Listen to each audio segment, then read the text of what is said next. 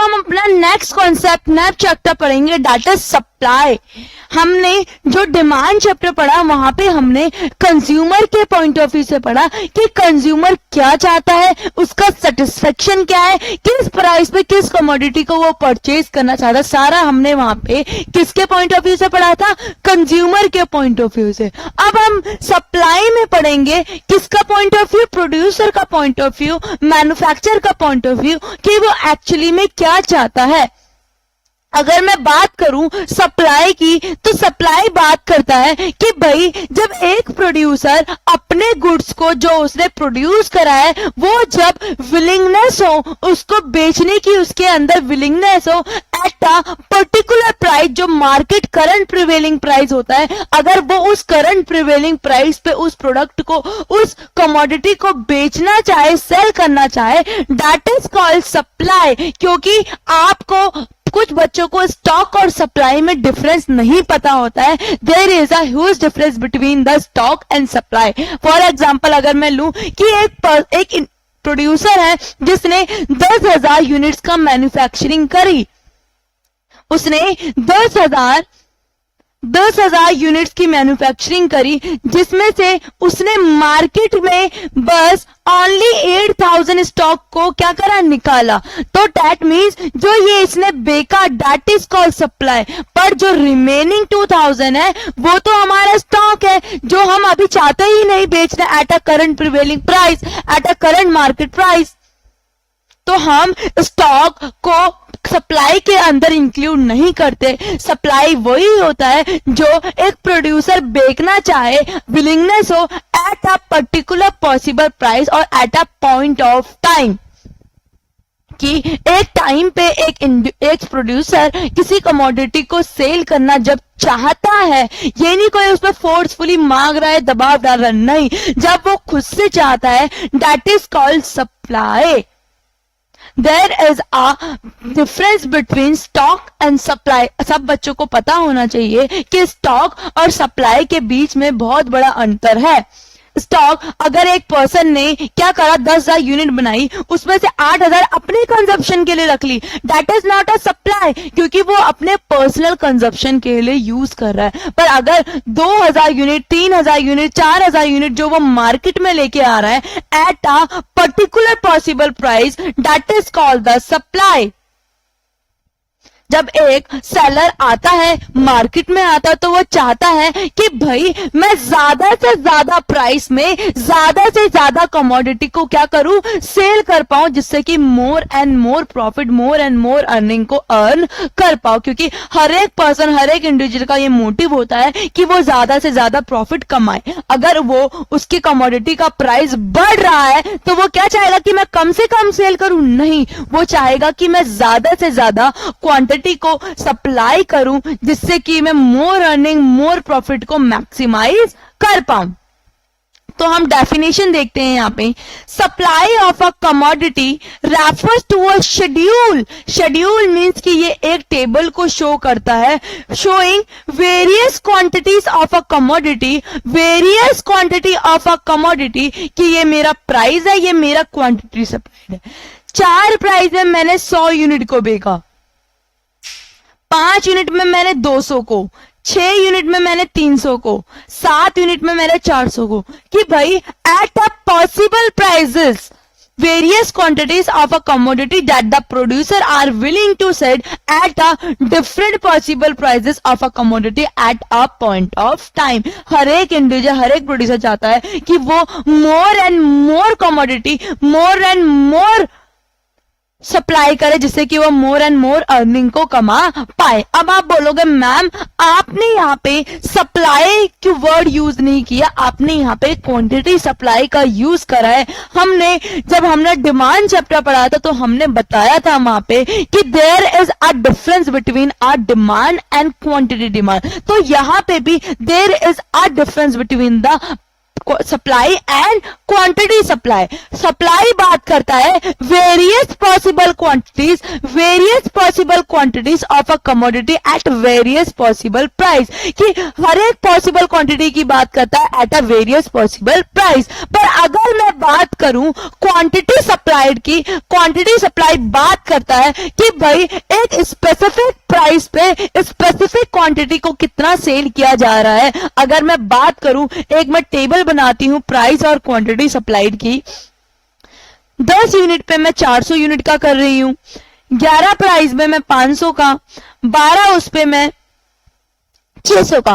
तो भाई जब मैं क्वांटिटी सप्लाइड की बात करूंगी तो मैं बोलूंगी कि भाई 10 वाले प्राइस पे, इस पर्टिकुलर प्राइस पे मैं इतने का करूंगी, या इतने प्राइस पे मैं इतने का करूंगी। पर सप्लाई बात करता है हमारे पूरे शेड्यूल की, पूरे टेबल की। आपको सप्लाई डिमांड, क्वांटिटी सप्लाई में डिफरेंस पता होना बहुत ज्यादा जरूरी है, क्योंकि ये बेसिक चीजें हैं। बच्चे सोचते हैं हम रट लेंगे क्योंकि हमें एग्जाम में पास होना है। बेटा एग्जाम में पास हर कोई हो जाता है, पर आपको नॉलेज गेन भी करना है, आपको अपनी नॉलेज भी इंक्रीज करनी पड़ेगी। आपको अगर कहीं पे पूछ लिया कि what do you mean by quantity supplied, आपसे कोई बोलेगा कि आप सीए कर रहे हो, सीएस कर रहे हो, सीएमए कर रहे हो, या आपके जूनियर्स हो गए, वो बोलेंगे भैया आप तो ये कर रहे हो, आप मुझे क्या इसका बता दोगे कि ये डिफरेंस क्या होता है? तो आप नहीं बता पाए तो किस बात के आप एक प्रोफेशनल कोर्स को हैंडल कर रहे हो? तो आपको पता होना बहुत ज्यादा जरूरी है। तो आपको देखो एक और चीज देखने को मिली कि भाई जैसे जैसे मेरा प्राइस बढ़ता है वैसे से वैसे एक प्रोड्यूसर क्या करता है, अपनी सप्लाई को बढ़ाता जाता है। वो सोचता है कि भाई जब मेरे को ज्यादा पैसा आ रहा है तो मैं क्या करूं, ज्यादा कमोडिटी को सेल करूं जिससे कि मैं ज्यादा कमा पाऊं। इसलिए there is a positive relationship between the price at quantity supplied. Price और क्वांटिटी सप्लाइड के बीच में पॉजिटिव रिलेशनशिप पाया जाता है। मैम पॉजिटिव रिलेशनशिप मतलब प्राइस बढ़ता है तो क्वांटिटी सप्लाइड भी बढ़ती है, पर प्राइस डिक्रीज होता है तो सेलर चाहता है कि यार मैं कम से कम सेल करूं क्योंकि मुझे तो प्रॉफिट हो ही नहीं रहा, मेरे को तो लॉस हो रहा है। तो वो चाहेगा कि मैं अपने गुड्स को थोड़े टाइम के लिए बचा लूं, जब प्राइस बढ़ जाएगा मैं तब उस कमोडिटी का सेल करूंगा, तब क्योंकि मैं ज्यादा प्रॉफिट कमा पाऊंगा एज पर according to this time, according to prevailing time. अब हम अपनी थोड़ी बुक में से पढ़ते हैं। Meaning of supply, there is a difference between stock of goods and supply of goods. आपको मैंने पहले ही बता दिया कि there is a difference between the supply of goods and the stock of goods, क्योंकि स्टॉक ऑफ गुड्स वो होता है कि भाई जो मैंने रखा है, जो मैं मार्केट में करंट प्रिवेलिंग प्राइस पे नहीं बेचना चाहती हूँ, पर सप्लाई ऑफ गुड्स जो मैं बेचना चाहती हूँ, मेरे में अंदर विलिंगनेस है at a particular price. Supply means sum of the part of stock of goods which is prepared by a seller to sell at a particular price at a particular market in a particular period of time। कि एक particular market में एक particular time पे अगर एक seller एक particular price पर किसी कमोडिटी को सेल करना चाहता है, that is called supply। पर अगर नहीं बेचना चाहता है, उसने रखे रखा है, that is called stock of goods।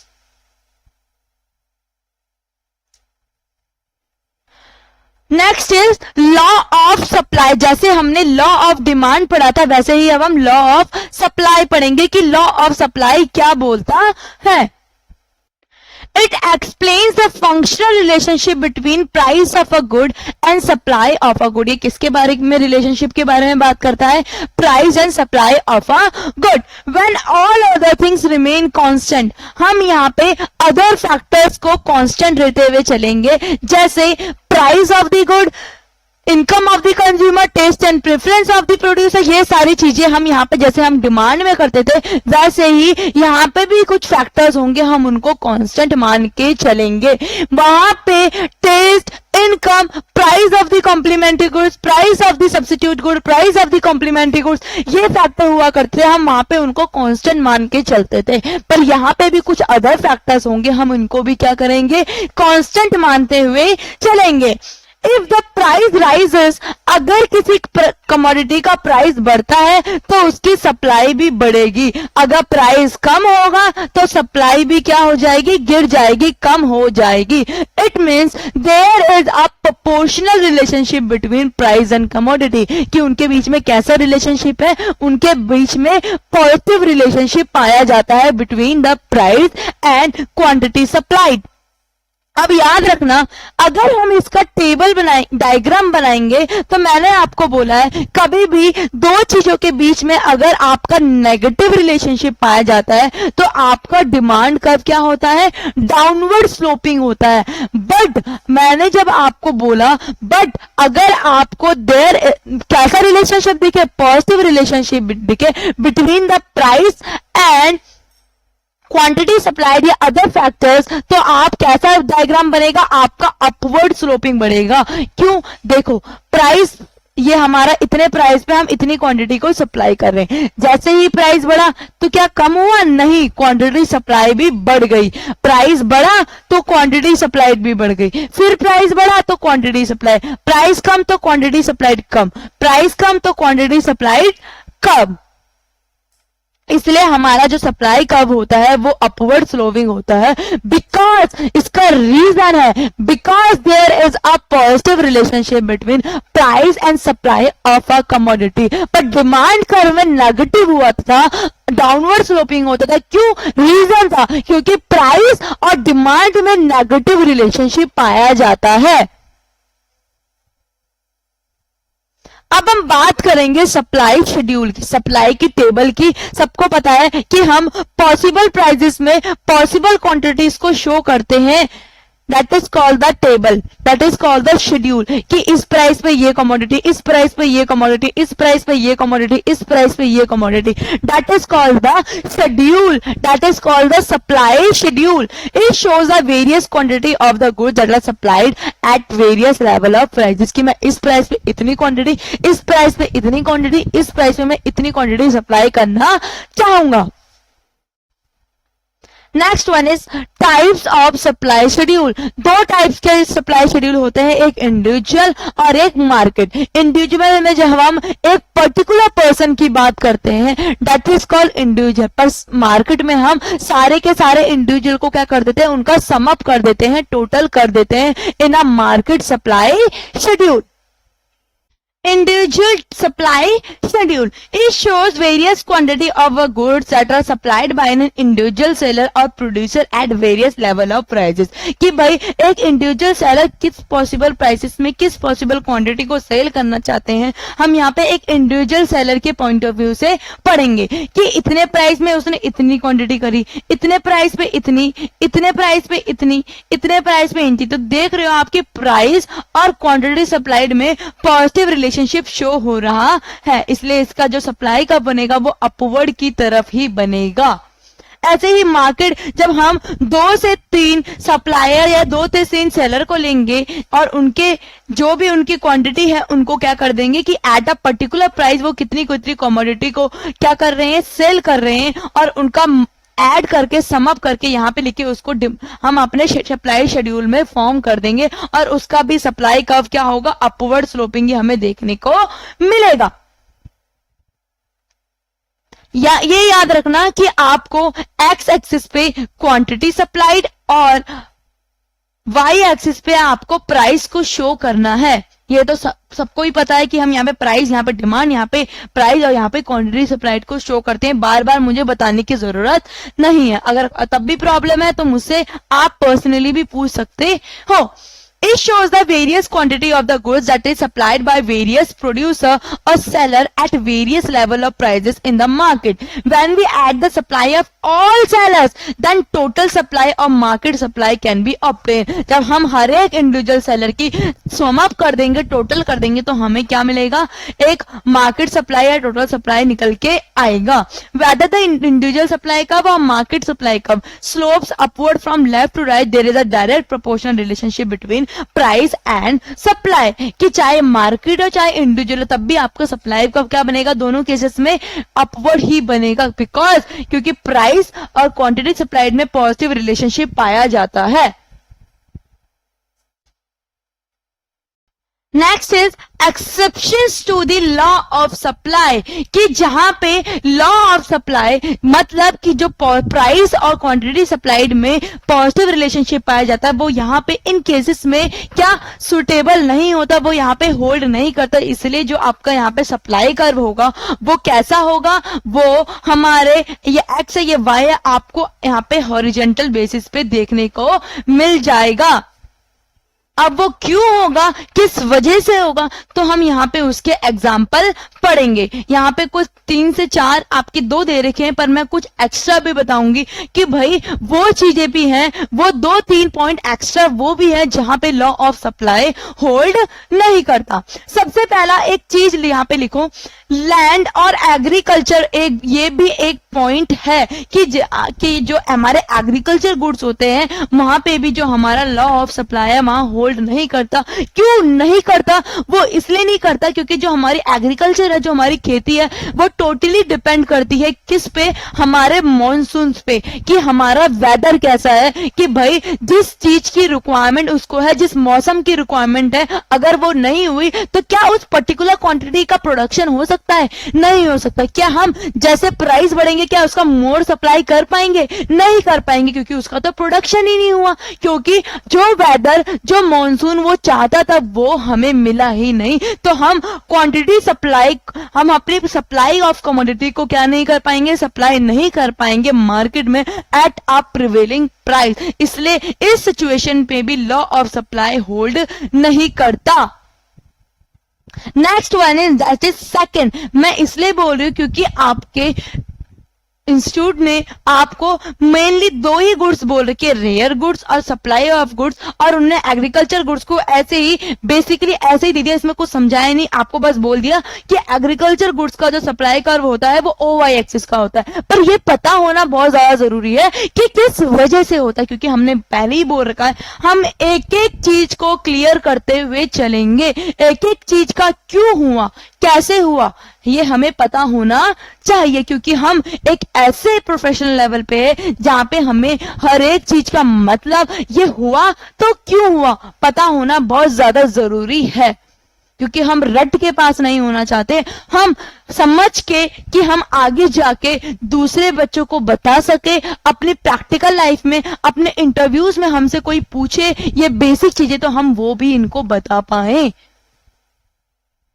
Next one is rare goods. Rare goods होते हैं जो बहुत जैसे कॉइन्स हो गए, कुछ बुटिक्स वगैरह हो गए, एंटीक आइटम हो गए और कॉइन्स वगैरह हो गए, जो बिल्कुल ज्वेलरीज वगैरह हो गए, पेंटिंग्स वगैरह हो गए, जिनका अब प्रोडक्शन नहीं किया जाता क्योंकि वो तो हमारी हिस्ट्री में हो रखे हैं। अब हम क्या उनका प्रोडक्शन बढ़ा सकते हैं? अब कुछ भी हो जाए, प्राइस बढ़े या घटे, हम उनका प्रोडक्शन नहीं कर पाएंगे, हम उसका सप्लाई नहीं कर पाएंगे। तो इस केसेस में भी आपका लॉ ऑफ सप्लाई होल्ड नहीं करता, इसलिए जो आपका सप्लाई कर्व होता है वो हॉरिजॉन्टल होता है, क्योंकि हम इसमें सप्लाई नहीं बढ़ा सकते उस पर्टिकुलर चीजों का, क्योंकि वो रेयर है, क्योंकि उनका जो प्रोडक्शन है वो हमारी हिस्ट्री में हो सका है, वो हमने इसलिए रख रखा है कि जो हमारे आने वाली पीढ़ी दर पीढ़ी है वो उसको देख पाए। जैसे अब ताजमहल है, क्या ताजमहल का प्रोडक्शन हम बढ़ा सकते हैं? नहीं बढ़ा सकते हैं। कुछ पर्टिकुलर कुछ पेंटिंग्स हैं, कुछ स्कल्पचर्स हैं, वो ऐसे हैं कि हम उनका प्रोडक्शन जान के भी नहीं बढ़ा सकते, चाहे कुछ भी हो जाए, तो हम उसका सप्लाई कैसे कर पाएंगे?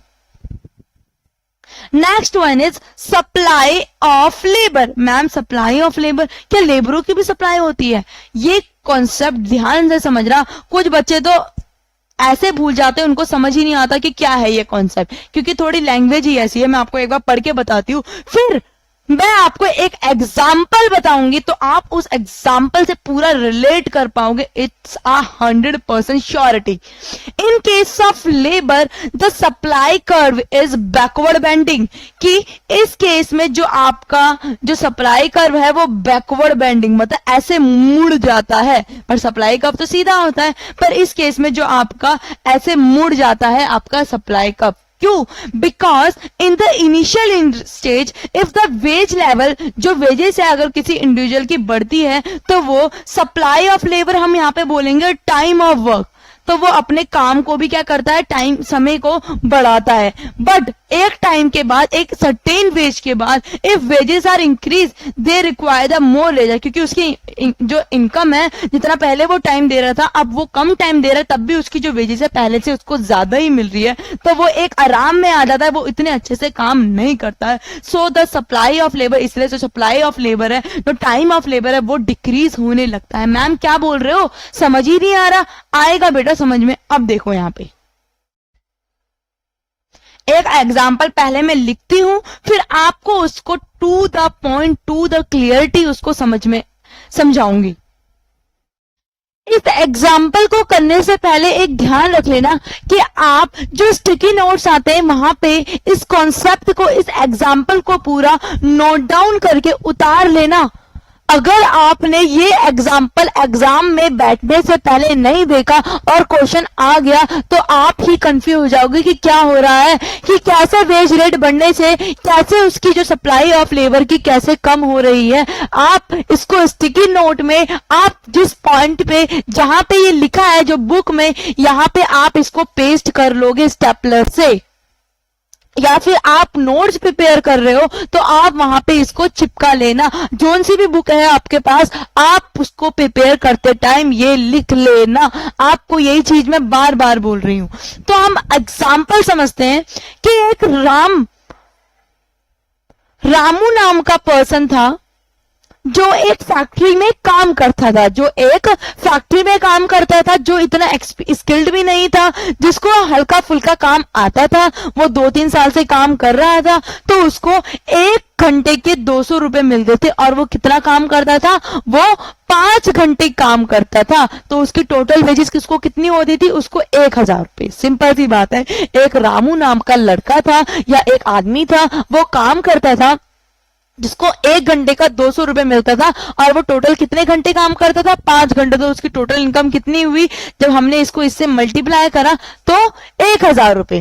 फिर क्या हुआ, एक दिन उसका मालिक आया, उसने बोला रामू तू इस कंपनी में, इस फैक्ट्री में बहुत सालों से काम कर रहा है, तो क्या अब मैं तेरी इनकम बढ़ाने जा रहा हूं। जो मैं पहले तुझे 1 घंटे के 200 रुपए देता था, अब मैं तुझे 1 घंटे के 300 रुपए दूंगा, क्योंकि मैं तेरे काम से प्रभावित हो रहा हूं, तेरा काम मुझे पसंद आ रहा है। तो उसने बोला जब मेरी इनकम बढ़ रही है, क्यों ना मैं अपनी इनकम को और बढ़ाने के लिए मैं अपने दिन को, जो मेरा काम करने का टाइम है, मैं उसको बढ़ा दूं। तो उसने लालचीपन में क्या करा, 6 घंटे काम करना स्टार्ट कर दिया। तो उसकी इनकम कितनी हो गई, 1800। टोटल वेजेस उसको अब कितनी मिल रही है, 1800।